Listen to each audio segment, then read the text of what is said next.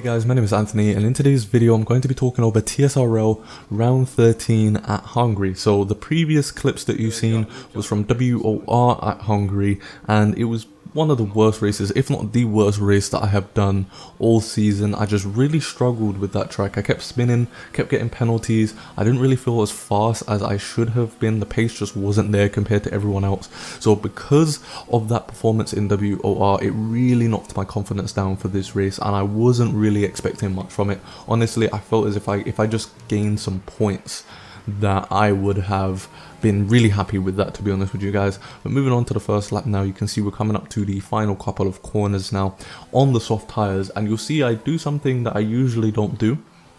Coming off of the final corner, I actually slowed the car down a little bit to set a slower lap, and the reason why I did this is because I wasn't sure whether or not more people would try and qualify on the medium tires, so I decided to just give myself the option just in case people did qualify on the medium tires. However, nobody really did, so I decided to go out on the soft tires, and as you can see, coming into that left-hander, I just took too much curb and we lost a front wheel. So again, not really giving myself much to work with here. The confidence really wasn't there, and we ended up starting in P11, where I really felt, based on those times, that we could have started in P2 right behind Days, because we wasn't that much slower than Days. So as we've got 5 red lights and away we go, and you may have seen from the race strategy that we're on the hard tires and everybody around us is on the medium compound of tires, so they get a lot better starts than me because again they're on the softer compound of tire, which luckily for me, turn 1 was a pretty slow corner, so we was able to catch back up to the guys who were ahead.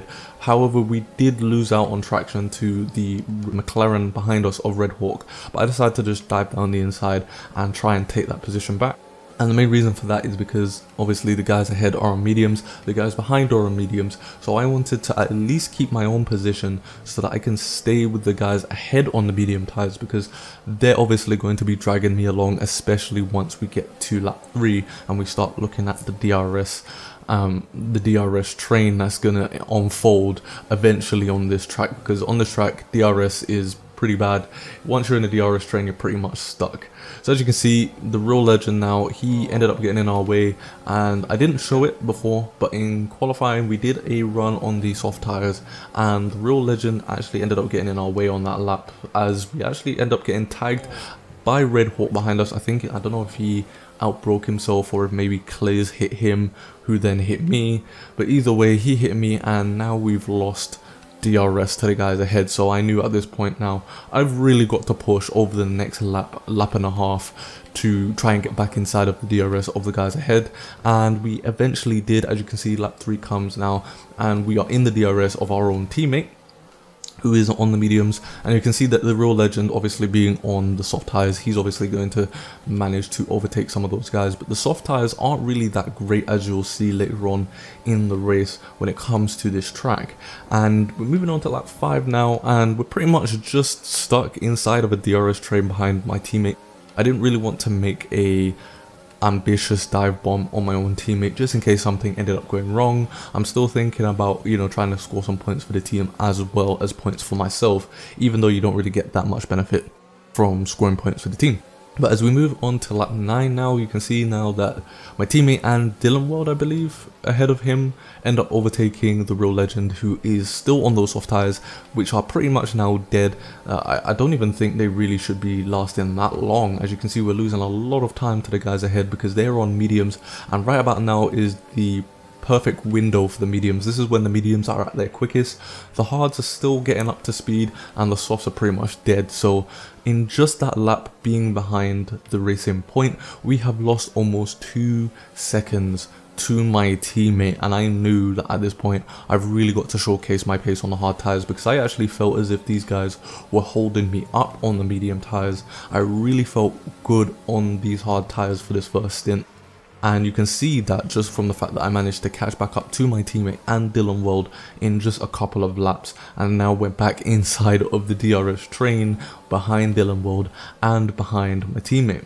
So at this point, as I said, I felt as if these guys were holding me up, so I really wanted to try and get past them as soon as possible so that I can really showcase my pace on the hard tires and make up as many positions as I could on the hard tire stint, so that I didn't have to do as much work on the medium tires, because my main competitor for this race was actually Days Rhombus, who was flying this race. He was in another league compared to the rest of the drivers, and I felt as if I could have been battling with him, but because I started in 11th place, it was really hard to get through the field, because this is a track where it's really difficult to overtake. And as we move on to lap 13 now, this is when my teammate goes into the pits. So remember that he goes into the pits on lap 13, and then Dylan World goes into the pits on lap 14. So we're now the lead car, we're now in the lead, and I really wanted to showcase my pace going into this next lap. So as you can see, we do a 1 minute 18.8 for that lap, and I wanted to showcase this lap just to show you how much quicker I could have gone when I'm in clear air. So for that first corner, we didn't really hit the apex, so we actually lost a little bit of time there because we didn't hit the apex. But this next left-hander we take very, very nicely, sticking right next to the curb but not riding over it. And then for this corner here, it's not really a corner because you can do it flat out. We pretty much get the best line possible through there. This corner, you pretty much have to get that corner right every single time, or else, just like in qualifying, you will see that you end up just spinning into the barriers and losing a front wheel. So now we move on to the second sector, which is the most technical sector of the track. This sector is where you can really lose a lot of time if you're not confident in the way that you're going through each individual corner. But as we come up to the end of sector 2 now, you can see even though we lost time in that first corner, we are still almost 6 tenths up on our previous lap time. And remember, this final sector is when the tires are really, really hot, and following other cars through this final sector is a pain, really. So you can gain quite a lot of time in clear air on this final sector.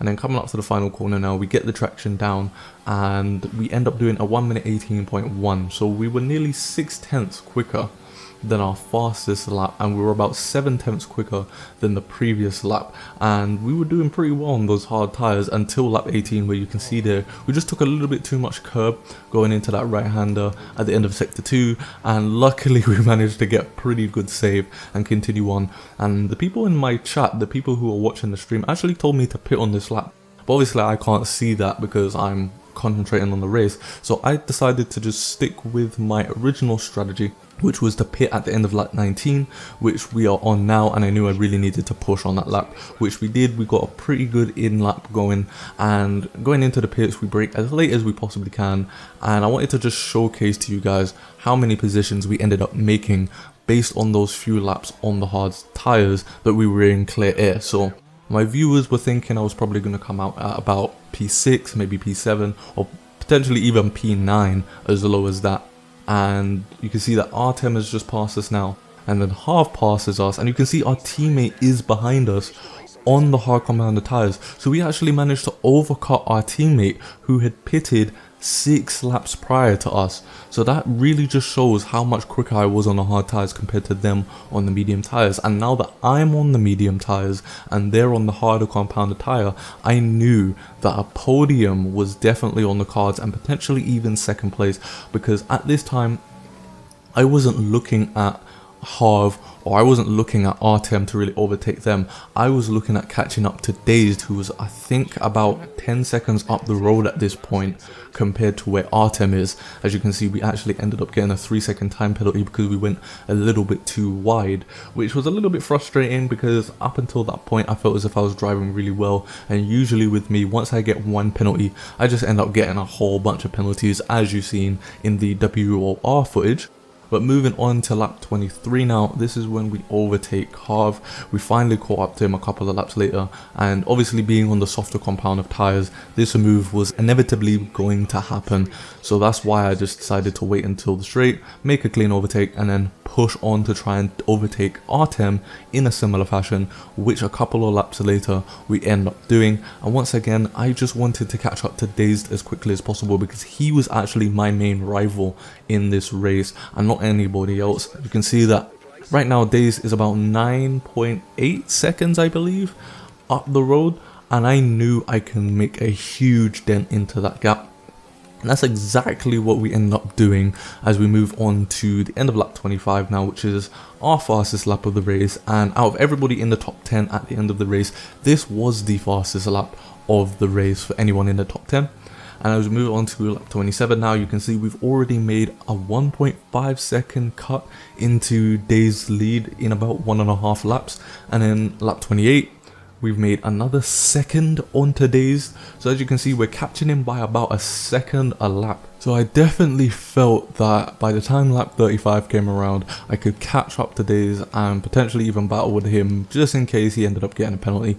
But then moving on to lap 29 now, in the second sector, we go through this corner and I don't know what happened here, but we just lost the rear end of the car, and at this point, my heart just sank to the bottom of my stomach. And you can see that we ended up resetting the track, which was okay because we wasn't actually impeding anyone, and Harv and Artem just managed to go through us without any issues. We didn't harm their race in any way, so it's okay to do that in TSRL as long as you're not harming somebody else's race. But as you can see now, we're back into P4. And the task that we had at hand has now become even greater, as we now have to try and overtake Artem again and build that 3-second gap up. But moving on to lap 32, you can see that Harv ended up clipping the grey curb and he ended up just sliding out, which gave us a free position, and we now needed to try and overtake Artem and try and build back up that 3-second gap because he doesn't have a penalty right now. But as you can see, he goes a little bit too wide there and he gets the 3-second time penalty. So at this point I knew all I needed to do was just not get one more penalty, because as you've seen there, we got a warning, and I believe that was our second warning for the 6 seconds. So as long as we can overtake Artem and not get another warning, we can finish in second place for the 4th week in a row. And on lap 34, we make the overtake on Artem. So all we need to do now is just not get another warning, and for the 4th week in a row, we will have finished in second place. I definitely feel as if we could have really challenged Dazed and catch up to him. As you can see, he's 13 seconds up the road, but sadly it wasn't meant to be, as we just lost the rear end of the car on lap 29. As you can see, Days has won this race, and we come through the final corner. We didn't end up getting another warning, so as we just put the traction down, we cross the line, and it's another P2 for the 4th week in a row, which is good consistency. We're finishing P2 all the time, which is good for the championship. However, I really am still chasing that first league race win. I'm hoping that my luck this week at Spa just allows me to win a race finally, because I feel as if at this point I need to win a race or else it's just going to keep haunting me. It's a similar situation to George Russell and the points, how, you know, for the longest time he just never had a World Drivers' Championship point until the recent events at the outer layer of Bahrain. I'm in a similar situation where I just can't seem to win a race, and I feel as if I can just win one race, I will have the momentum to win more races. So that's going to be it for today's video. If you did enjoy it, make sure to hit the like button and stick around by subscribing to the channel if you're new. Also make sure to follow me on Twitter and join my Discord server, where you can ask for help and get advice from me and other drivers.